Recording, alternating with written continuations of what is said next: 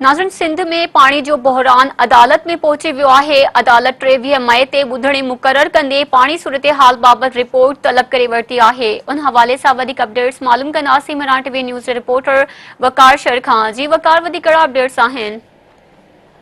जी हे जेको पानी जो बहरान पैदा थियो आहे, ख़ासि तौर ते सिंध में जेके आबादगार रोज़ानो धरणो हणनि पिया ऐं जेको पीअण जे पानी समेत जेको ज़मीननि खे पानी आहे जेको अपाची जे हवाले सां उन हवाले सां ही मामिलो जेको आहे उहो सिंध हाई कोर्ट पहुची वियो आहे। वकील आहे ख़ालिद अनवर, उन पटिशन दाख़िल कराई आहे त सिंध में पानी जो बहरान शिदत अख़्तियार करे वियो आहे, जंहिंसां फसल सुकी विया आहिनि, ज़मीनूं बंजर थी वियूं आहिनि ऐं माल माण्हू जेके आहिनि उहे परेशान आहिनि, माल मरी विया आहिनि। उन ते सिंध हाई कोर्ट ॿुधणी जी दरख़्वास्त मंज़ूर कंदे हुनजी जेको आहे 23 मई ते ॿुधणी रखी आहे।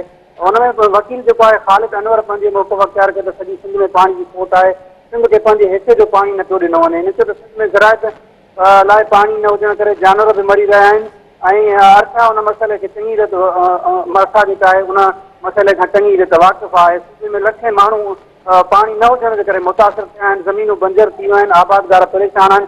उन हवाले सां सिंध हुकूमत जो को वाज़िह मौक़िफ़ उन हवाले सां न आयो आहे, जंहिंजे करे अदालत सॻोरी उन हवाले सां स्टैंड वठे पाणी जी हीअ दरख़्वास्त आहे उहा ॿुधणी जो बि करार ॾिनी आहे, जंहिंते सिंध हाई कोर्ट उहा दरख़्वास्त ॿुधणी जो बि करार ॾींदे 23 मई ताईं धुरियुनि खे तलब करे वरितो आहे, जंहिंमें दरख़्वास्त में जेको आहे अरसा खे आबी वसीलनि वारी वज़ाहती सेक जी ज़राअत खे धुर बणायो वियो आहे, जंहिं ते अदालत सॻोरी उन्हनि खे नोटिस जारी कया आहिनि।